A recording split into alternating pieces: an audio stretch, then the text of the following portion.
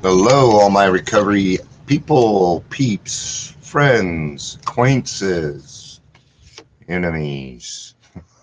Welcome all, welcome on. We are here doing the daily reflection today. It is, it's a date. It's the 25th, June 25th, so our month is almost over. Coming up quickly on Recovery Month. September is Recovery Month. And, yeah, I won't be doing anything different. Oh, recovery month's here. I'm going to start doing something about some things. Um, it's Father's Day. Maybe we should let him know that we appreciate what he does. Why can't we just do those things every day instead of creating an expectation around them and filling all the guilt and shame, everything else that goes with it? It's bullshit. All right. If you're here, please say hello. That's a great way to start a daily reflection with bullshit. If you're here, please say hello, whether we're watching the live or the rewatch. And yeah, that would be fantastic stuff. So does it really matter? And what I'm talking about here today is picking your battles, pretty much. All right. So there's going to be a lot of things that come across your table.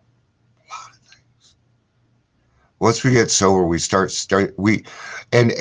sober. Once we get sober and we have recovery under our belt and we have been returned to sanity, that means that you've done the 12 steps and you've decided to go beyond. And you've been rocketed into that fourth dimension. Good day, Gary. Good to see you, brother. And yeah, it is a good day. It's a fantastic fucking day. Let's go with fan-fucking-tastic. And we get inundated by the world around us, right? So once we hit that spot, we start to see the world for what it really is. And I could come on here and the thing is you gotta stick with what you got. It's tough because I want to get into a few other things. I despise child trafficking. Like every single one of those people should be burned at the fucking stake, right? There's a good reason I'm not involved in it. See, there was a reason. I actually wanted to be a police officer when I wanted to be a police officer. Believe it or not. That was actually when I was 19. Shannon, are you on? If she's on, she can attest to that I wanted to be a police officer. But here is the problem. If I would have walked into, now it'd be different, but when I was younger, even in sobriety, if I would have walked into a situation where I saw domestic violence, I probably would have just beat the shit out of the guy. Hence, why I should not be a police officer. See, we have to understand our limitations first before we really get into these battles, but we can't understand our limitations until we decide that we're going to do a good 6th and 7th step, right? Which is getting rid of all of our character defects, which we figured out in 4 and 5.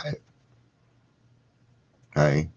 Are we really willing to let God have all of us? Is it going to just be part of us? Because half measures avail me nothing. I have to either go all in or go back. Those are my options. I decided to go all in because I didn't have anything left to lose. Actually, I went all in because I had more to lose. Right? Isn't that what we say, though? I didn't have anything left to lose. But I did. I did. I still could have lost my wife. I still could have lost my children. Okay? But more importantly, I could have lost me. And then I would have never had the chance to quote unquote redeem myself to what it is that I want in this world, right? So I would like to say that it's easy to always do the correct thing and do these things, but it's not. If it was easy, though, it wouldn't be worth it to me. So, a lot of times we hear things but somebody was telling me that they yelled at the group. I wasn't able to make it this morning. Somebody yelled at the group, and this is kind of what I'm talking about. He yelled at the group saying, it's our Father prayer, not the Lord's prayer. All right. Is that about, and I get what he's saying. He just wants it done right, right? But isn't that our control? Is that really a fight you want to go through the day? Do you think God really gives a fuck? Oh, his God may. Maybe that's important to him. Sometimes in that meeting, they start off the Lord's Prayer with, who's your daddy? I don't like that one. I find that disrespectful to my higher power. All right. It's been under my foot and it's bugging me. My foot keeps rolling on something. I think it's a cat or something. So, those are fights that we need to pick. But sometimes we get in those modes, where we start thinking that we might know better than everybody else. And I just put something out, okay? We don't need any more opinions. What we desperately need is better examples, okay? Nobody cares about your fucking opinion. Nobody cares about my opinion. Opinions are like assholes. Everybody has one, and it always stinks. Usually stinks. See, we as humans love to debate. We love drama because we live in it, including normies. So let's see what the Daily Reflection has to say today. I haven't looked it up yet. This has been kind of fun. I've been picking a different topic from things that I've been hearing other people talk about and then seeing if I can put it into this, but I don't look at the Daily Reflection until now. So June 25th, a two-way street. If we ask, God will certainly forgive our derelictions. But in no case does he render us white as snow to keep us that way without our cooperation. You are not a saint. You will not be a saint. I'm not a saint. Maybe someday. I don't know. I'm not going for sainthood because I don't know what it looks like. I don't. I've never been there. Okay. Maybe someday I will. But I do know this, that I get up every day and do what I'm supposed to do, and I get taken care of. It happens all the time. Like right now, half my stuff's being shut down. So it's going to get paid. I probably shouldn't have told everybody that. Hey, man, we do this for the love, not money. If we were doing this for money, I would be doing this so much differently. This would be like a cheerleading session to get you guys to open up your pocketbooks and send it to me and all this other stuff. And I just don't. No, thank you. 12 Steps and Traditions, page 65. Not only that, but the program was freely given to me, and I believe in giving it away freely. So this is step 6. Since most of us are born with an abundance of natural desires, it isn't strange that we often let these far exceed their intended purposes. As people with addictions, we tend to go to extremes. Okay? If you want to know what extremes is like, go listen to the song by Billy Joel that's called I Go to Extremes. Right? Yes, he is sober. Go listen to his fucking music, man. It changes. You can hear it change into recovery. I actually had, when I moved out to California to drink myself to death, a guy had brought me out there. I'm not going to bring up his name, but he was telling me about how he was actually in treatment with Billy Joel. He was his roommate. He ripped him off for $10,000. I just wanted to beat the crap out of him. But unfortunately, I was relying on him on a place to live. Um, about 3 months later, he died uh, due to drinking. Um, his liver got shot, and he died. That was it. I wasn't. Then what I do? I kept drinking to die. When they drive us, my God, I'm way off topic, aren't I?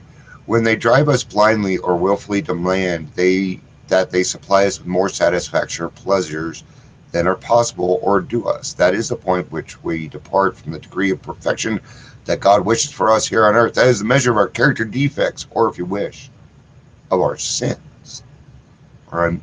So all these things out there that might bring us pleasure, but what it really comes down to is we cannot rely on other things, people, nouns in order to make us happy. No, happiness comes from within. It is a relationship with God. If we ask, God will certainly forgive our derelictions, but in no case does he render us white as snow.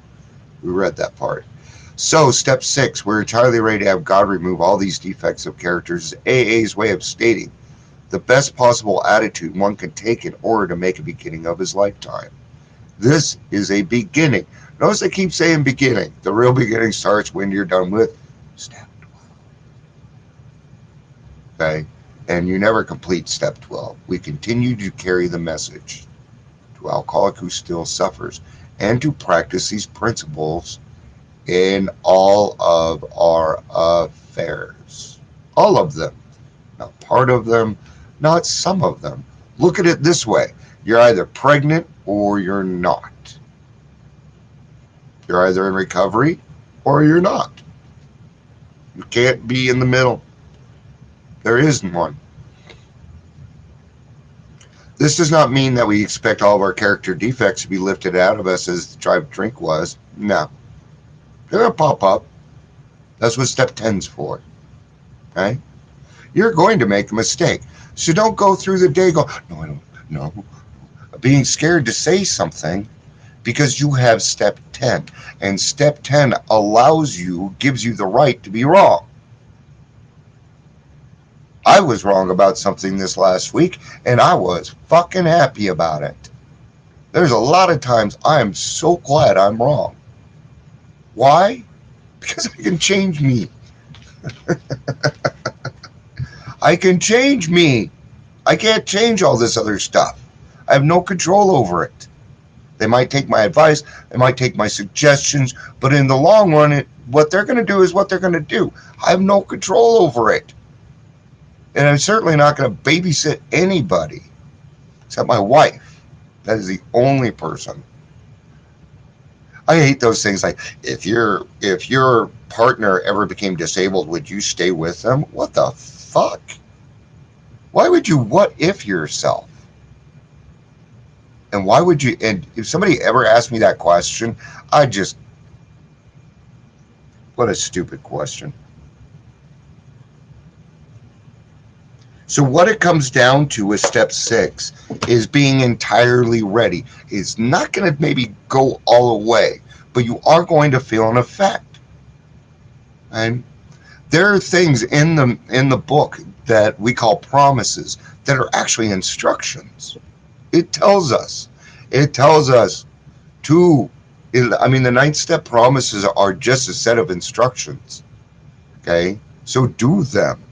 If God is doing for you what you cannot do for yourself, it is time for you to give back, because he has released you. He has given you the freedom to do something, and it is now your responsibility to do something about it. It is my responsibility, and I love it, and I tackle it with surprising vigor, just like it tells me to do. I do not take myself seriously. I take the program seriously. When I prayed, I used to admit, that's the wrong one. Boop, boop. No, it's not. When I prayed, I used to admit a lot of things for which I need to be forgiven. I thought that if I didn't mention these things to God, He would never know about them. And I tend to think God already knows. But admitting it is something entirely different. Opening this hole in the front of your mouth, okay? I had something that was going on this week. I had talked to somebody about it yesterday. This was just, it was just, I didn't like it. And I had to get it off my mind, okay? I couldn't let it sit there. So I talked to somebody about it. Somebody extremely close to me that I know would never, he would never know about them. I did not know if I had just forgiven myself for some of my past deeds. So what is it that stops us? What is it that stops us from letting God take these defects of character? Our pride, our ego. It is us doing that, not God. Oh no, I kind of want to keep hold on to that anger a little bit, so that when people make me angry, I have something to use. You do have something to use. It's called being an example.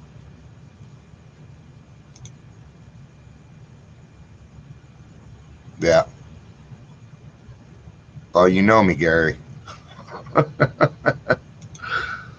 You guys, if this was fucking easy, I wouldn't be here. Let's finish this up. I'm way past time. God would forgive me also. I was also taught to prepare for the journey through life, never realizing until I came to AA. When I honestly became willing to be taught forgiveness and forgiving, that life itself is a journey. The journey of life is a very happy one, as long as I'm willing to accept change and responsibility. All right. I will see you guys tomorrow for a daily reflection. Love you guys. Peace out and